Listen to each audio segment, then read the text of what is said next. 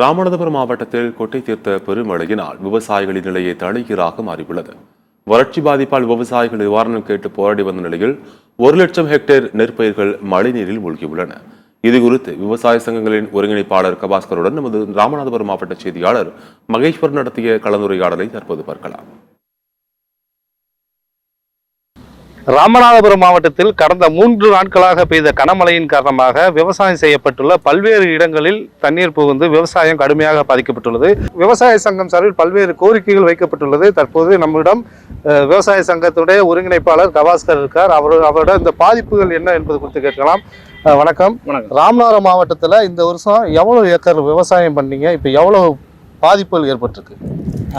ராமநாதபுரம் மாவட்டத்தில் ஒவ்வொரு வருஷமும் கிட்டத்தட்ட 3 லட்சம் ஏக்கர்லேருந்து 3 லட்சம் ஏக்கர் வரை நெல் விவசாயம் செய்கிறோம். அது போக மிளகாய், அதுக்கு அடுத்தபடியாக பருத்தி போன்ற பணப்பயிர்கள் செஞ்சு வர்றோம். இந்த அதிகபட்சமாக செய்யக்கூடியது நெல், மிளகாய். இப்போ தற்போது 3 லட்சம் ஏக்கரில் நெல்லும் மிளகாயும் நம்ம விவசாயம் செஞ்சுக்கிட்டு வர்றோம்.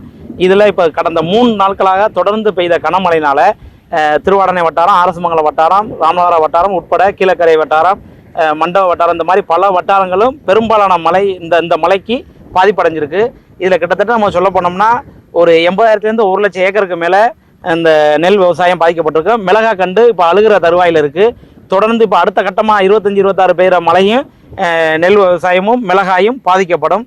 எனவே அரசு உரிய முறையில் இதை பார்வையிட்டு கணக்கெடுத்து பாதிக்கப்பட்ட பகுதிகளுக்கு நிவாரணம் வழங்குறதுக்கான நடவடிக்கை எடுக்க வேண்டியது. தொடர்ச்சியாக ராமநாதபுரம் மாவட்டத்தின் பல்வேறு பகுதிகளில் நிலவக்கூடிய இந்த பாதிப்பால் விவசாயிகள் கடுமையாக பாதிக்கப்பட்டு வருகின்றார்கள்.